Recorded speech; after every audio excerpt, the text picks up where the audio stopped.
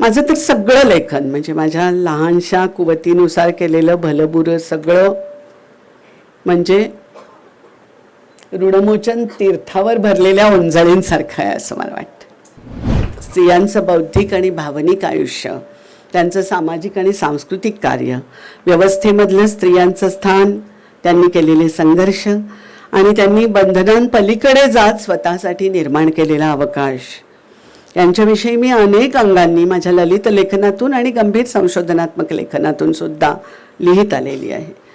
भारतीय विरागिनी हे त्याच सूत्रामधलं एक नवदर्शन आहे असं मला वाटतं.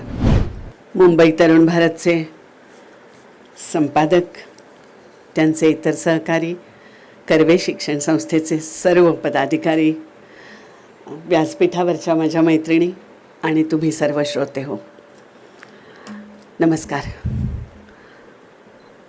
प्रथम आजचा हा परिसंवाद आयोजित करणाऱ्या तीनही संस्थांचे एकता मासिकासह मी सर्वांचे मनापासून आभार मानते. आभार केवळ एखादा परिसंवाद त्यांनी आयोजित केला यासाठी नाही आहेत, तर वेगवेगळे उपक्रम वेगवेगळ्या संस्था खरं तर निरनिराळ्या निमित्तांनी आयोजित करतच असतात, त्यासाठी वेगवेगळी निमित्तही असतातच. पण हा परिसंवाद मात्र त्यांनी स्वयंस्फूर्तीने आणि अगदी अनिमित्त आयोजित केलेला आहे आणि तो केवळ भारतीय विरागिनी या विषयाचं महत्त्व जाणवल्यामुळे आहे असं मला वाटतं. शिक्षण संस्थांची आणि वृत्तपत्रासारख्या एखाद्या समाज माध्यमाची भूमिका या संदर्भात मला फार अभिनंदनीय वाटते. संस्कृतीच्या वेगवेगळ्या अंगांसंबंधीचं विचारमंथन मुंबई तरुण भारतने फार पूर्वीपासून आपलं दायित्व मानलेलं आहे आणि संस्कृती संवादासारखा एखादा कार्यक्रम त्यांनी ठाण्यात आयोजित केला होता, जिथे मी संस्कृतीच्या वेगवेगळ्या अंगांविषयी गप्पाच मारलेल्या होत्या उपस्थितांशी आणि त्याला मिळालेला प्रतिसादही खूप छान भरभरून असा होता. त्याची आठवण माझ्या मनामध्ये ताजी आहे. कर्वे शिक्षण संस्थेच्या या कार्यक्रमातला सहभाग मला खूप स्वाभाविक वाटतो, नैसर्गिक वाटतो, कारण अण्णासाहेब कर्वे यांची ही संस्था आहे. या संस्थेशी माझं एक भावनिक नातं आहे. म्हणजे 19व्या शतक अभ्यासाचा विषय बनवताना त्या काळातल्या स्त्रीजीवनाचा विचार ज्या वेळेला मी करत होते, त्यावेळेला कर्वे शिक्षण संस्था आणि तिथे अण्णांनी घडवलेली स्त्रियांचे आयुष्य, त्यातून या स्त्रियांनी त्या काळातल्या स्त्रीजीवनाला दिलेला स्वतःच्या कार्यामधून दिलेला आकार, हे सगळं माझ्या अभ्यासाचा विषय झालं. अनेकींच्या विषयी मी त्या काळातल्या लिहिलं आहे आणि त्यामुळे मला आज असं वाटतं की आपल्या स्वतःच्या वैचारिक घडणीला ज्यांचा हातभार लागलेला आहे अशी या संस्थेचं काम आहे. आणि मी आत्ता म्हटलं तसं की ज्यांचा हातभार आपल्या घडणीला लागलेला असतो त्यांचं कर्ज आयुष्यभर आपल्या कामांमधून चुकवायचं ही आपली एक जबाबदारी असते. ही जबाबदारी असते, कर्तव्य असतं. माझे वडील आयुष्यभर राजवाड्यांचं, दत्तवामन पोतदारांचं, माधवराव रानड्यांचं ऋण चुकवत राहिले, कोसांबी आणि अग्रवालांचं ऋण चुकवत राहिले, ज्ञानेश्वरांचं ऋण आपण कधी फेडू शकणार नाही अशा भावनेने लिहित राहिले. सगळ्या परंपरेतून पाझरणारी अपार करुणा माझ्या वडिलांनाही स्त्रीच्या वेदनेपर्यंत कायम घेऊन गेली आणि त्यांच्याही कामामध्ये हा स्त्रियांच्या विषयीचा परंपरेचा दृष्टिकोन हा आस्थेचा विषय राहिला. माझं तर सगळं लेखन म्हणजे माझ्या लहानशा कुवतीनुसार केलेलं भलंबुरं सगळं म्हणजे ऋणमोचन तीर्थावर भरलेल्या ओंजळींसारखं आहे असं मला वाटतं. त्यातली एक ओंजळ अण्णासाहेब कर्व्यांच्या कार्यासाठी भरलेली आहे. स्त्रियांचं बौद्धिक आणि भावनिक आयुष्य, त्यांचं सामाजिक आणि सांस्कृतिक कार्य, व्यवस्थेमधलं स्त्रियांचं स्थान, त्यांनी केलेले संघर्ष आणि त्यांनी बंधनांपलीकडे जात स्वतःसाठी निर्माण केलेला अवकाश, यांच्याविषयी मी अनेक अंगांनी माझ्या ललित लेखनातून आणि गंभीर संशोधनात्मक लेखनातून सुद्धा लिहित आलेली आहे. भारतीय विरागिनी हे त्याच सूत्रामधलं एक नवदर्शन आहे असं मला वाटतं. मी एका बृहत प्रकल्पाच्या निमित्ताने संस्कृतीचा एक मोठा पट परमार्थमार्गे स्त्रियांच्या आयुष्यातून धांडोळलेला आहे. मुळात मी आज या पुस्तकावर काही बोलणार नाहीये. नंतर आज या व्यासपीठावर खरोखरच्याच अधिकारी या बोलण्यासाठी आलेल्या आहेत, त्या बोलतील. मला थोडीशी त्याची पार्श्वभूमी बोलावीशी वाटते की संस्कृती ही काही जमिनीतून अचानक उगवून आलेली किंवा आभाळातून अचानक पडलेली गोष्ट नाही. ती शतकानुशतकं माणसांच्या जगण्यातून आकाराला आलेली गोष्ट आहे. त्या विशिष्ट प्रदेशातून नाही, त्या भूभागावर नांदणाऱ्या जनसमूहाने आपल्या विशिष्ट जीवनधारणा असतील, जीवन व्यवहार असेल, कला आणि साहित्यदृष्टी असेल आणि त्या जनसमूहाने मांडलेले आपले मूल्य संघात असतील, या सगळ्यामधून संस्कृतीची घडण होत जाते. आपण जेव्हा भारतीय संस्कृती असं म्हणतो तेव्हा भारतीय भूमीवर नांदणाऱ्या जनसमूहांनी हजारो वर्षांच्या कालखंडामध्ये तिला तिची स्वतंत्र वैशिष्ट्य आपल्या जगण्यातून बहाल केलेली आहेत किंवा माणसांच्या जगण्यातून ती पुढे आलेली आहेत, दृश्यमान झालेली आहेत असं म्हणावं लागेल. आणि मग हेही लक्षात घ्यावं लागेल की या भूमीवरचा जनसमूह असा एकवचनी उच्चार आपल्याला करता येणारा नाही.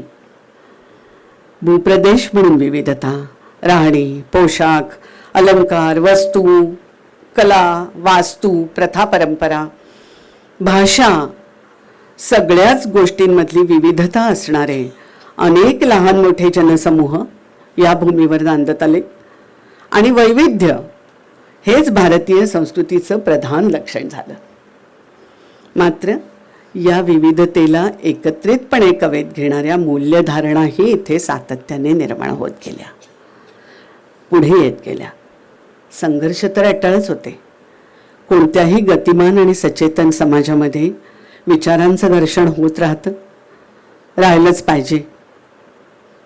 व्यवस्था ही जीवन व्यवहाराच्या सुलभतेसाठी आणि स्थिरतेसाठी आवश्यक गोष्ट आहे. पण व्यवस्था जर गतिरोधक बनली तर परिवर्तन घडलं पाहिजे. नवी व्यवस्था, नवे प्रयोग होत राहिले पाहिजेत. आपल्या सुदैवाने भारतीय भूमीवर अशी परिवर्तनं सातत्याने होत आलेली आहेत. वेगवेगळ्या विचारधारा घेऊन बुद्धिवंत आले, लोकनेते आले, विचारशील माणसं पुढे आली आणि नवनव्या जीवन विकासाच्या प्रयोगांनी इथे नवीन काही घडवण्याचा प्रयत्न केला. त्यातून इष्टानिष्टतेची, साधक बाधक अशी चर्चा होत राहिली. मोठमोठ्या परिवर्तनाच्या चळवळी आणि आंदोलनं इथे होत आलेली आहेत. खरं तर विद्रोहाचं अंतःसूत्रही इथल्या अनेक परंपरांनी अखंडपणाने पुढे नेलेलं आहे. मला पुष्कळदा असं वाटतं की समुद्र मंथनच असतं ना एक प्रकारे, हे तसं जीवन मंथन कायम होत आलंय. ते अटळ आहे. मात्र हेही लक्षात घ्यायला हवं की इथल्या जीवन मंथनातून किंवा सांस्कृतिक मंथनातून म्हणूया, जी मूल्य वर आली त्या मूल्यांनीच भारतीय संस्कृतीचं प्राणतत्व हे सचेतन स्पंदित ठेवलेलं आहे. सहिष्णुता आणि समानता यांच्याबरोबरच विश्वात्मकता आणि करुणा यांनी अन्यायाचं आणि क्रौर्याचं विष पचवण्याची ताकद आपल्याला दिलेली आहे. हे सगळं परमार्थाचं क्षेत्र नेपथ्यासारखं समोर ठेवून स्त्रियांच्या जीवनातून मी पाहत गेले. भारतभर निर्माण झालेलं भक्ती आंदोलन ही परमार्थाच्या क्षेत्रात निर्माण झालेल्या अनुदार, अन्याय आणि कर्मकांडात्मक अशा आचारप्रधान परिस्थितीच्या विरुद्धची एक प्रतिक्रिया होती. तीव्र अशी प्रतिक्रिया होती. ही प्रतिक्रिया देणारे संत बहुजनांच्या मधून पुढे आले आणि सगळ्या भारतभूमीवर म्हणजे आसे तू हिमाचल विविध प्रांतांमधून ते आलेले आहेत. सर्व समभावाचा आग्रह त्यांनी धरलेला आहे आणि साधनेचे, उपासनेचे मार्ग विविध असले तरी सुद्धा सर्वानुभूती ईश्वर असल्याची जी एकात्म अशी जाणीव निर्माण झाली ती निर्माण करण्यात हे संत यशस्वी झालेले आहेत. आंतरिक एकात्मता ढळू न देता विश्वात्मभाव कायम ठेवत समूह जीवनाचं वैविध्य टिकवणं ही काही सोपी गोष्ट नाही आहे. पण शेकडो वर्षांचा विचार संचित पाठीशी घेऊन अनुभव प्रामाण्याचं आणि अंतःसाक्षीचं बळ मिळवत संतांनी ते साध्य केलेलं आहे. म्हणून भारताच्या सांस्कृतिक इतिहासामध्ये भक्ती आंदोलनाचं जे महत्त्व आहे ते अनन्यसाधारण आहे असं मला वाटतं. लौकिक आणि पारमार्थिक जीवनामध्ये स्त्रियांचं योगदान त्यात काय आहे, याचा विचार या पुस्तकाच्या निमित्ताने मी केला आहे. या प्रयत्नामध्ये माझ्या हाताला काय लागलं याच्या संबंधीच्या गोष्टी ह्या तुम्ही पुस्तक वाचल्यानंतर आणि आजच्या भाषणांमधून जाणून घ्या आणि मला त्याची पावतीही द्या की हे राहिलेलं आहे किंवा हे लक्षात आलेलं नाही आहे, हेही आवश्यक आहेच. पण मी याच भावनेने जरी पुस्तक सगळ्यांच्या समोर ठेवलेलं असलं तरी जे ठेवलेले नाही आहे ती आहे या स्त्रियांच्या कवितेतली मधुरता, जी सहजपणाने वाचता वाचता मराठीतून माझ्यामध्ये म्हणजे माझ्या हातून उतरली. मीरा तर आपल्या आधीच सगळ्यांच्या ओळखीची झाली होती, तशी माझ्याही झाली होती. पण मी चंद्राची कांती ल्याले तू रात्रीचा निळा, मी चंद्राची कांती ल्याले तू रात्रीचा निळा, तुझ्या शिरावर मोर मुकुट आणि शिरी धरीत मी तुला. अशा प्रकारचे कविता रचणारी एखादी चंद्रसखी मला या निमित्ताने भेटली. किंवा ब्रह्म अखंडित आणिक अनुपम जिथे जयाची वस्ती, ज्याला सुरवर ऋषीमुनी योगी आणिक राजे भजती, तार मनाची जुळते तेथे ज्ञानाशीच अपार, आपोआपच तिथे विराजे स्वयंसिद्ध ओंकार. अशा स्वरूपाची कविता लिहिणारी सहजोबाई मला भेटली. किंवा विरतात धर्मग्रंथ तरी नाम राहते ग, वितळून मान जाते पण चित्त राहते ग, विरघळून चित्त जाता मग काय राहते ग, शून्यात शून्य तेव्हा मिसळून राहते ग. असं म्हणणारी, असा ज्ञानात्मक अनुभव बोलणारी लल्ला मला भेटली. किंवा वीज कडाडता गरजून अंबरी, म्हणेन मी माझी निवे तहान भूक, माथ्यावरी उभे आकाश फाटता, म्हणेन मी मला झाला अभिषेक, कोसळता कधी पर्वत वरून, म्हणेन की मला वाहिले सुमन, तुटेल मस्तक, म्हणेन मी माझे चन्न मल्लिकार मल्लेशारे तुला प्राणार्पण. असं म्हणणारी अक्क महादेवीही मला भेटली. अशा कितीक जणींनी या सगळ्या प्रवासामध्ये मला फार आनंद दिला. हा आनंद मला समृद्ध करणारा आहे. मी सुरुवातीला ऋणमोचन तीर्थावर उभी आहे असं म्हटलं, पण ऋण चुकवताना कधी कधी ऋणी असणं हेच आपण श्रीमंत असल्याचं लक्षण आहे असं आपल्या लक्षात येतं. तशी मी आज श्रीमंत आहे असं म्हणते आणि थांबते.